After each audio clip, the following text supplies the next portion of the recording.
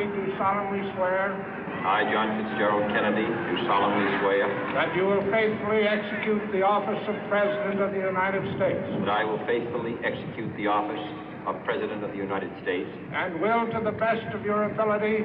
And will, to the best of my ability. Preserve, protect, and defend the Constitution of the United States. Preserve, protect, and defend the Constitution of the United States. So help you God. So help me God.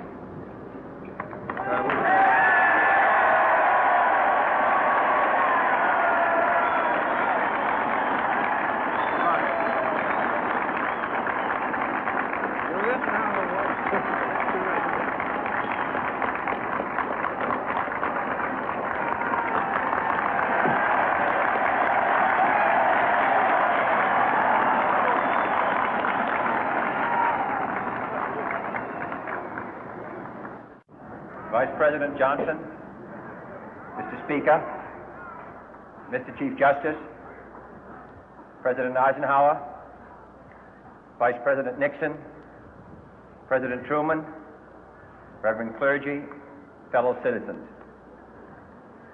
We observe today not a victory of party, but a celebration of freedom, symbolizing an end as well as a beginning, signifying renewal as well as change. For I have sworn before you and Almighty God the same solemn oath our forebears prescribed nearly a century and 3/4 ago. The world is very different now, for man holds in his mortal hands the power to abolish all forms of human poverty and all forms of human life. And yet the same revolutionary beliefs for which our forebears fought are still at issue around the globe. The belief that the rights of man come not from the generosity of the state, but from the hand of God. We dare not forget today that we are the heirs of that first revolution. Let the word go forth from this time and place to friend and foe alike that the torch has been passed to a new generation of Americans born in this century, tempered by war, disciplined by a hard and bitter peace, proud of our ancient heritage, and unwilling to witness or permit the slow undoing of those human rights to which this nation has always been committed and to which we are committed today at home and around the world.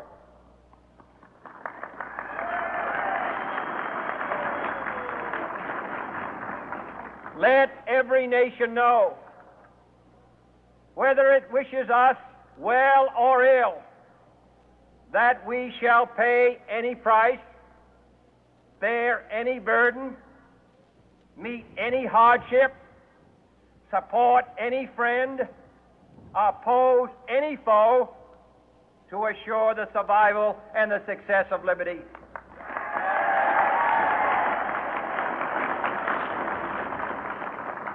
This much we pledge and more. To those old allies whose cultural and spiritual origins we share, we pledge the loyalty of faithful friends. United, there is little we cannot do in a host of cooperative ventures. Divided, there is little we can do, for we dare not meet a powerful challenge at odds and split asunder.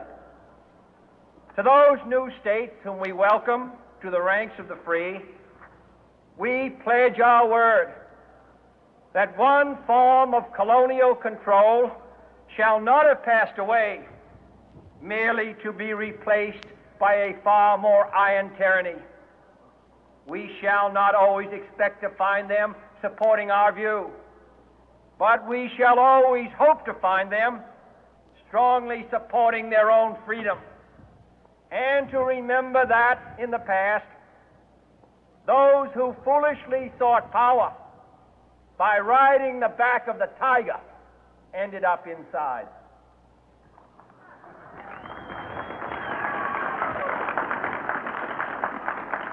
To those people in the huts and villages of half the globe struggling to break the bonds of mass misery, we pledge our best efforts to help them help themselves for whatever period is required, not because the communists may be doing it, not because we seek their votes, but because it is right.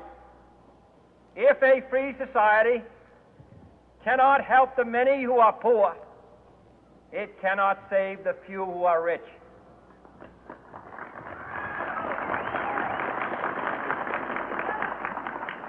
To our sister republics south of our border, we offer a special pledge to convert our good words into good deeds, in a new alliance for progress, to assist free men and free governments in casting off the chains of poverty.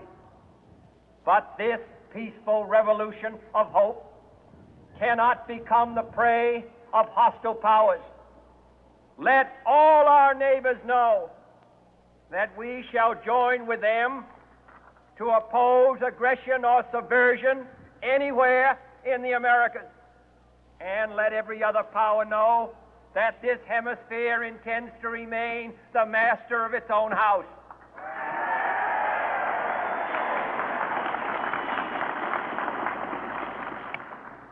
To that World Assembly of Sovereign States, the United Nations, our last best hope, in an age where the instruments of war have far outpaced the instruments of peace, we renew our pledge of support to prevent it from becoming merely a forum for invective, to strengthen its shield of the new and the weak, and to enlarge the area in which its writ may run.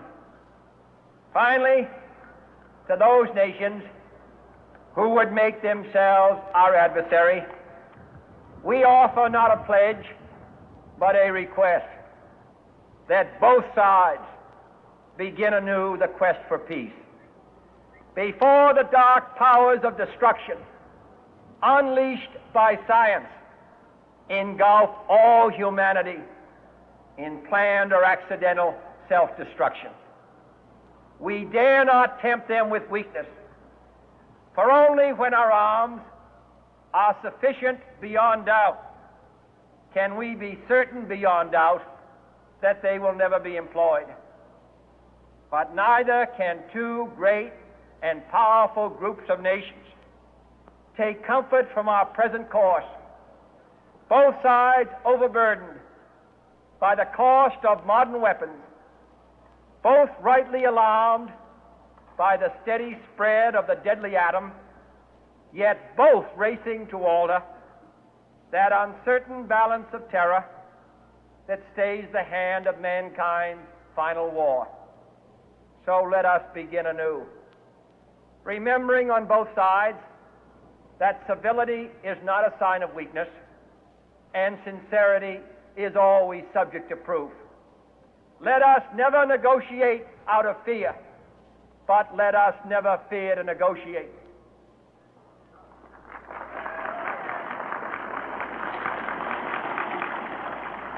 Let both sides explore what problems unite us, instead of belaboring those problems which divide us. Let both sides, for the first time, formulate serious and precise proposals for the inspection and control of arms, and bring the absolute power to destroy other nations under the absolute control of all nations.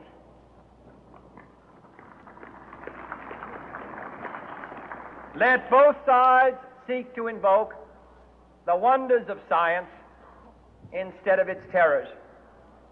Together, let us explore the stars, conquer the deserts, eradicate disease, tap the ocean depths, and encourage the arts and commerce. Let both sides unite to heed in all corners of the earth the command of Isaiah to undo the heavy burden and let the oppressed go free. And if a beachhead of cooperation may push back the jungle of suspicion, let both sides join in creating a new endeavor, not a new balance of power, but a new world of law, where the strong are just and the weak secure and the peace preserved. All this will not be finished in the first 100 days, nor will it be finished in the first 1,000 days, nor in the life of this administration. nor even perhaps in our lifetime on this planet. But let us begin.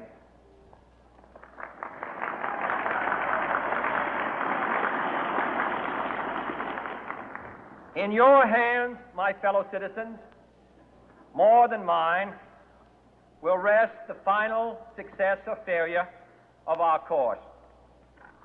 Since this country was founded, each generation of Americans has been summoned to give testimony to its national loyalty.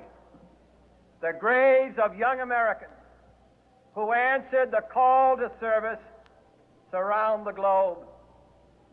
Now the trumpet summons us again, not as a call to bear arms, though arms we need, not as a call to battle, though in battle we are, but a call to bear the burden of a long twilight struggle, year in and year out, rejoicing in hope, patient in tribulation, a struggle against the common enemies of man, tyranny, poverty, disease, and war itself.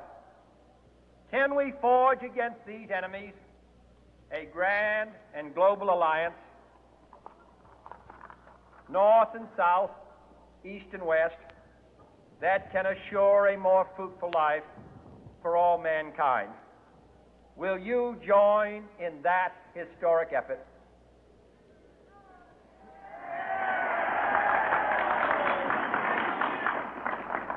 In the long history of the world, only a few generations have been granted the role of defending freedom in its hour of maximum danger. I do not shrink from this responsibility. I welcome it.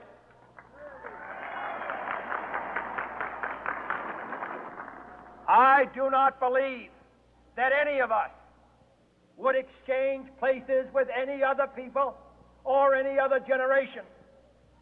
The energy, the faith, the devotion which we bring to this endeavor will light our country and all who serve it. And the glow from that fire can truly light the world. And so, my fellow Americans, ask not what your country can do for you. Ask what you can do for your country.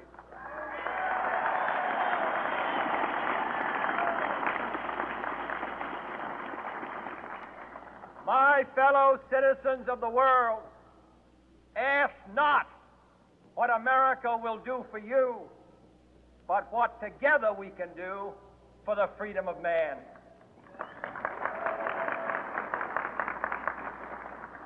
Finally, whether you are citizens of America or citizens of the world, ask of us here the same high standards of strength and sacrifice which we ask of you.